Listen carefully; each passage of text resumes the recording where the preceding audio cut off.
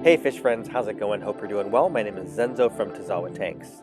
Today I'm going to talk about my 55-gallon brackish aquarium. Brackish is a mixture of freshwater and saltwater, and I'm going to talk specifically about a new fish that I got.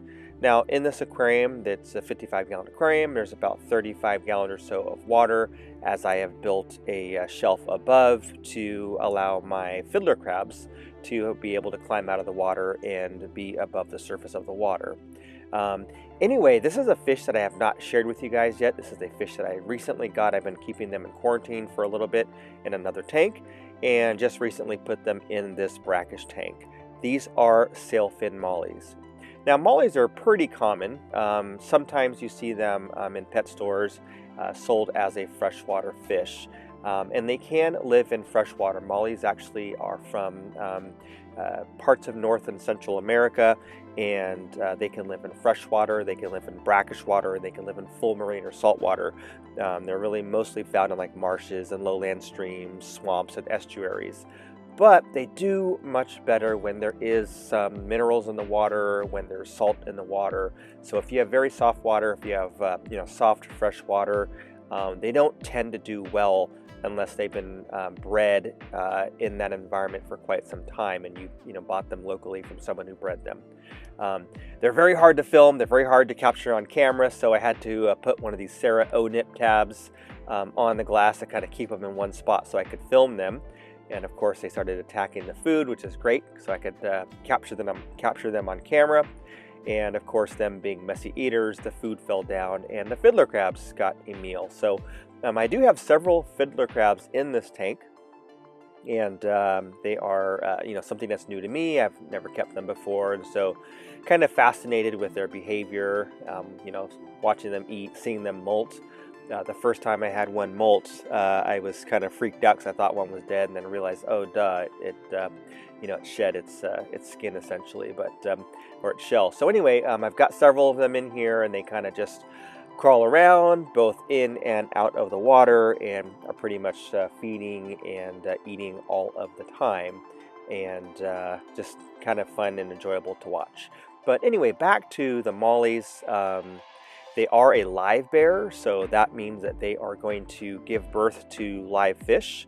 So if rather than having an egg layer or any type of mouth brooder, when they do spawn and have young, they come out as live fish. So that is interesting. I'm not quite sure my male to female ratio yet. I know that there's a way to check by the male's gonopodium and the female's fin being different, but I'm hoping to have a good ratio. I've got 8 of them in there right now. I might have to move some around.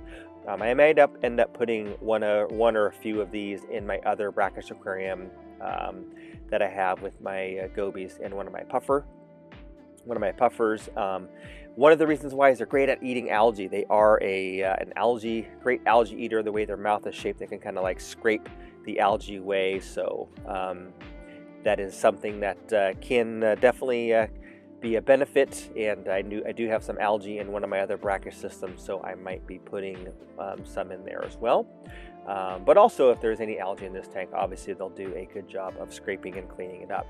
Now, speaking of algae eaters, I do have some other fish that are going to be added to this aquarium, and I've shared those with you before, and those are my top hat blennies. So here you can see a pair of blennies that I have. I got these recently from Steenfod Aquatics, and so Steenfod Aquatics sent these to me as a gift, essentially, and I've been keeping them in their own little 10-gallon brackish quarantine tank, just observing them and feeding them. What I have noticed is they are not shy at all. As soon as I walk into the room, they swim right up to the glass and will kind of act like a cichlid almost, where they kind of like swim right in front of the glass and almost beg for food. And as soon as I put food in the tank, I can even put my fingers in the tank with food, and they'll swim right up to the top and eat the food right from the top of the tank with my fingers there. So that is very interesting. I'm looking forward to putting them in the tank soon. I just want them to get a little bit bigger and eat a little bit more before I put them in that other tank with the mollies. So anyway, a shorter video today. Just wanted to share with you guys some new fish that I got. Some people did see them in one of my earlier videos last week. and was trying to guess what they were because they weren't really in the frame.